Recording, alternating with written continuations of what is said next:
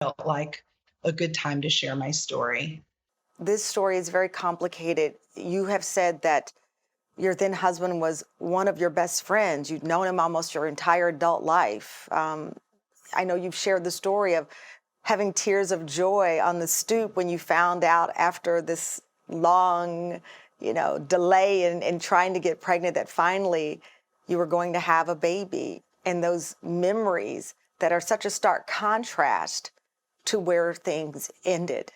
No, absolutely. He was one of my best friends. In fact, I used to joke we were the black when Harry met Sally. He loved me at a time, he loved our daughter at a time. But what I've come to have to live with and come to grips with is one, I couldn't see it coming. There weren't signs.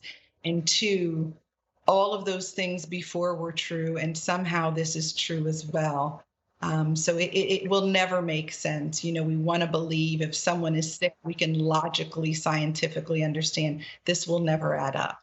And I think that's a big part of the message that you are sharing now, these unimaginable things that we experience, this pain that we can't process. Sometimes it just does not add up. I was looking at that court video of you, and I've been in a lot of courtrooms before, and I can tell you the emotion I felt watching that and not being in that room.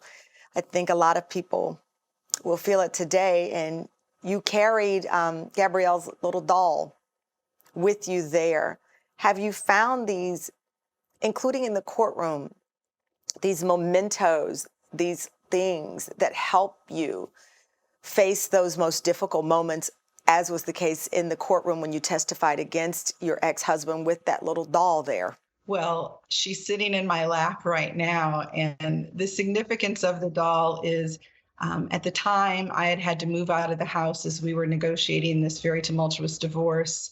And being the type A mom that I was, her favorite baby doll that she'd had since she was an infant, I had two of. So we had one at the family home where she was staying that evening with her father. And I always had one in the place I was renting.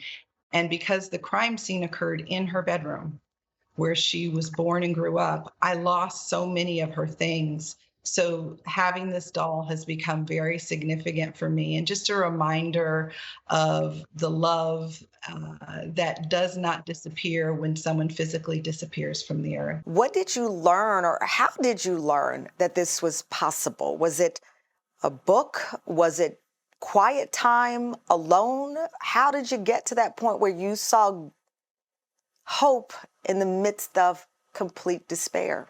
My father always says he's grateful for my faith in my fight. And I had my faith in whoever, whatever that higher power, higher being in the universe is.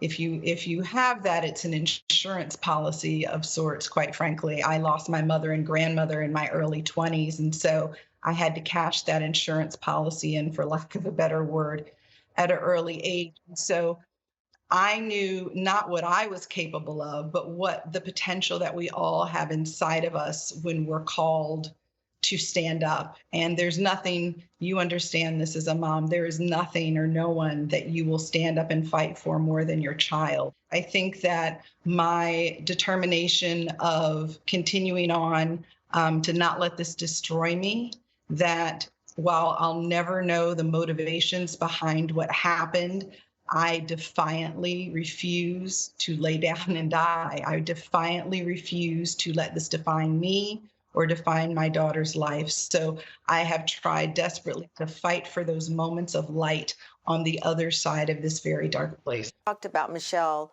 finding a purpose, and that is also a part of the journey. For you, that purpose has become Gabrielle's Wings. It's a fund helping children in underserved communities around the world.